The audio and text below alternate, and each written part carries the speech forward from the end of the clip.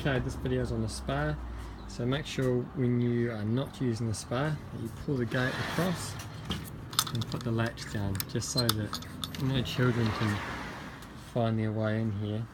And then also make sure that you put the lid down and then clip it shut, again just a safety measure. Now when you use the spa, here are the buttons that you need to know. So when you're finished using the spa, this is the clean cycle, alright? So you need to put chlorine in, and I'll show you where to do that shortly. But you push and hold this. Now this button's a little bit tricky. Sometimes you might just want to go to the side there and push hard, you know, for about maybe 5 seconds. And if it doesn't work, just push somewhere else and push hard again for a few seconds and hold it for it to kick into action. And the jets will start, and that's the clean cycle. It'll go for about 15 minutes and then it will stop. Now when you do that and you put the chlorine in, you need to make sure that the lid is left open for about 15 minutes and then put the lid down once it's finished.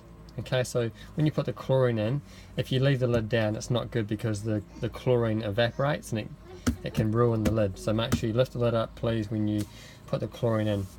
This button here is for the temperature, so you can press it to go, oh no, sorry, that's for the light.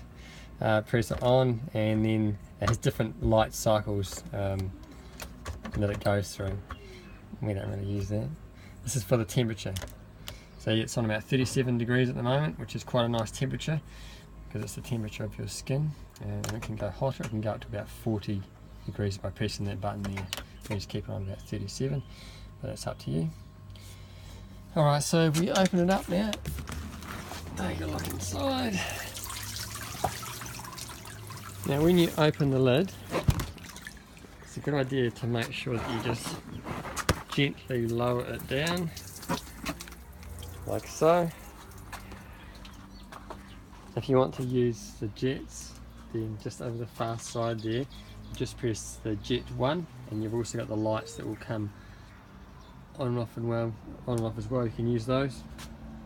And with the jets, you can change the direction that you want to go with these ones over here and over here, moving the flow from one jet to another. And this is the main one here, so if you move this around, then it's going to go from the bottom jets to these top jets here, so the ones at the top, just by moving that around, and you'll feel when it moves from one to the other. And when you put chlorine in, you lift this lid up and you put one spoonful of chlorine in here after you've been on the spa.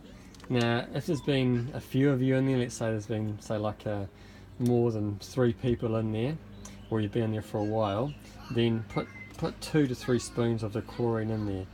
But if just one person, you've been in for a bit, then just put 1 spoon in here.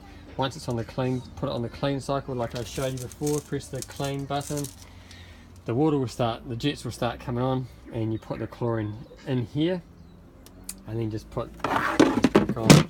It's done. Leave the lid open, come back in 15 minutes, and then put the lid back on, please. Now I'll show you where the chlorine is. Over here